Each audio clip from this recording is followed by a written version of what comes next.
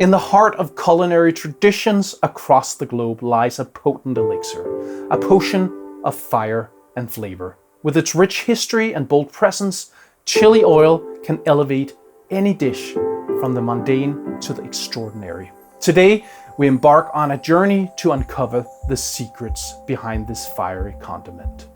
From the bustling street markets of Szechuan, where the air is filled with intoxicating aromas of sizzling spices, to the quiet, humble kitchens where recipes are passed down through generations.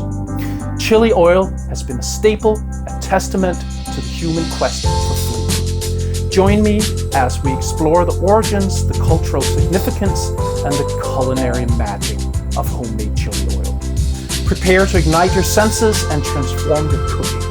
This is not just a recipe, but a journey into the essence of spice. Welcome to the world of fiery chili oil.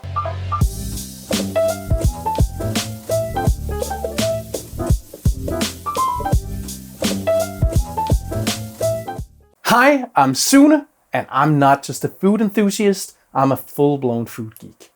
I'm here to share my passion and knowledge with you.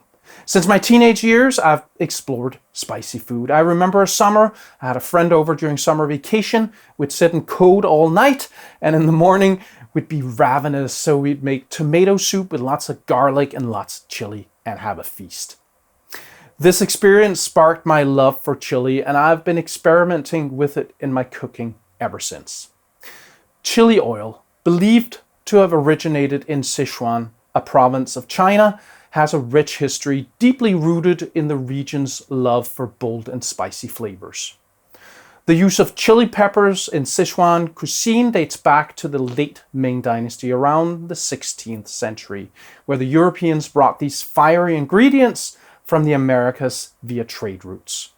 The locals quickly embraced chili peppers, incorporating them into their culinary practices to create what we now know as chili oil. Traditionally used to enhance dishes with distinctive heat and aroma, chili oil became a staple in Sichuan cuisine, known for its numbing spiciness and complex flavor profile.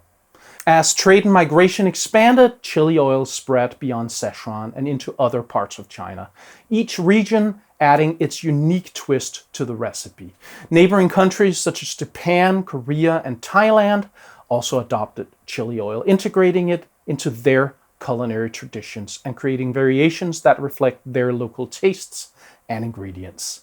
In Japan, for example, chili oil evolved into ryu, often used as a dipping sauce for dumplings, while in Korea, it became an essential component of dishes like kimchi and bibimbap. I'm sure I'm not the only one who loves gochujang. The global fascination with Asian cuisine in the late 20th and early 21st centuries further propelled chili oil into international kitchens.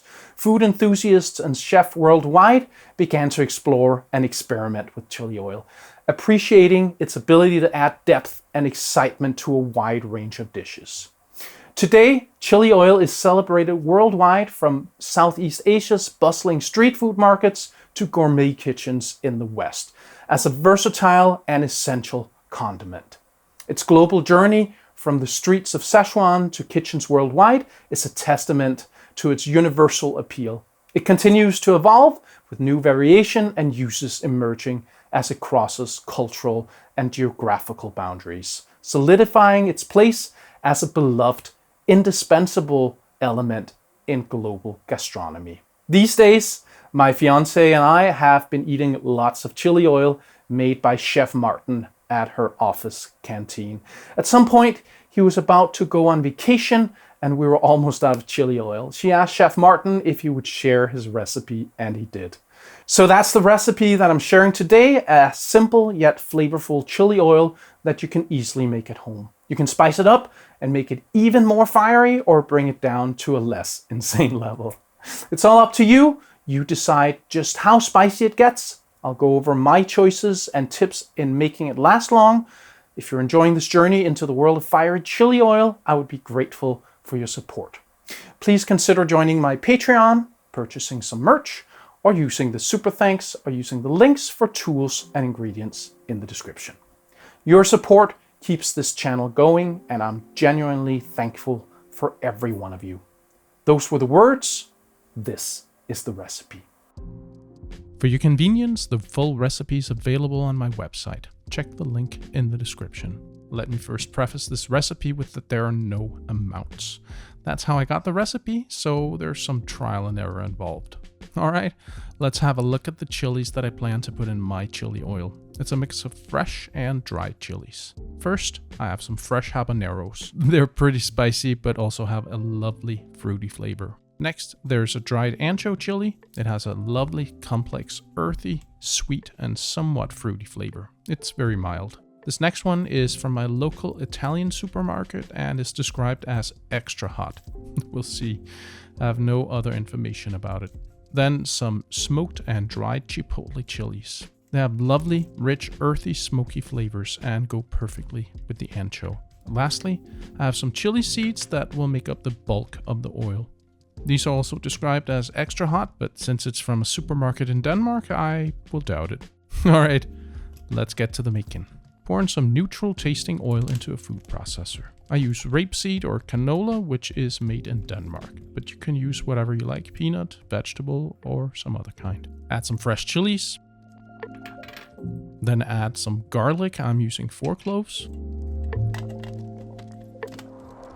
Process it until it's completely smooth.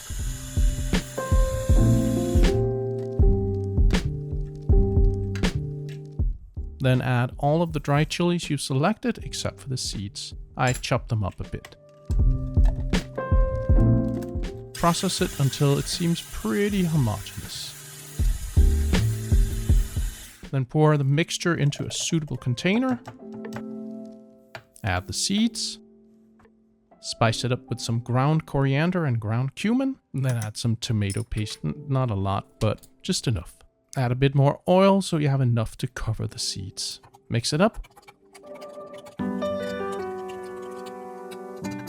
Make sure everything is covered with oil. This will ensure that no mold grows in your chili oil. Store it in the fridge until you want to use it. It'll get spicier over time. Alright, what's a good chili oil if you don't have a dish to put it in? So I'll make some Chinese smashed cucumbers and simple sesame soba noodles. First, trim off the end of 2 cucumbers and smash the living bejesus out of them.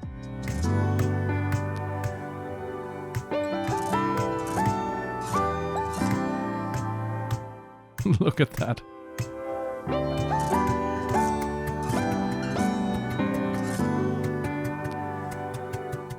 Then cut them into bite-friendly chunks.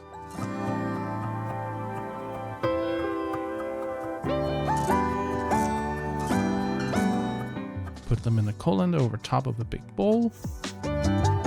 Sprinkle the cucumbers with kosher salt to season them and draw out the moisture. Toss them with your hands to distribute the salt. Leave them for 15 to 20 minutes. While they're getting ready, we make the sauce. Combine 1 teaspoon of salt, 2.5 teaspoons of sugar, 2 teaspoons of toasted sesame oil, 3 teaspoons of soy sauce, and 1.5 teaspoons of rice vinegar. Mix until salt and sugar are dissolved. To finish the cucumbers, add 4 finely chopped cloves of garlic. The sauce you just made, toasted sesame seeds to taste, and lastly, chili oil to taste. Mix them with your hands. I'd recommend using gloves so you don't get chili in your eyes or something like that.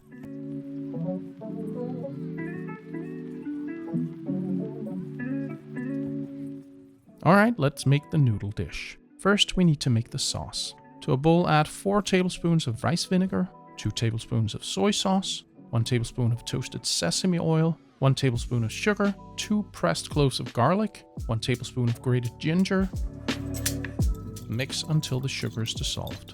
Prepare 225 grams, 8 ounces of soba noodles according to the package instructions. This should be about 2 packages of instant noodles. Throw away the flavor packets. Rinse the noodles under cold running water and put them in a bowl. To the noodles add the prepared sauce, as many toasted sesame seeds as you'd like. Chili oil to taste. Mix until it's combined. Serve with thinly sliced spring onions and some finely chopped coriander or cilantro. And a boiled egg on top. Yum. I season my egg with some kosher salt and some shichimi togarashi. Serve the noodles with the smashed cucumbers. Let's have a closer look at this.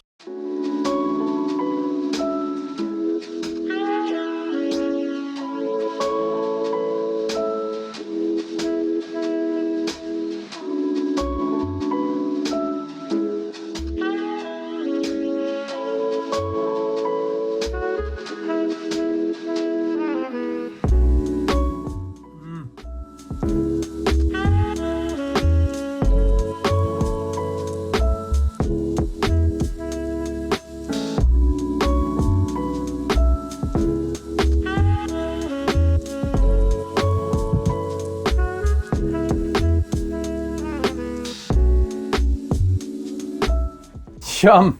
I do love some kick to the food I eat, and these two dishes go perfectly together. Making this chili oil couldn't be easier, no cooking is involved, it's just a matter of mixing the ingredients. I hope this exploration into the world of chili oil has been informative and inspiring.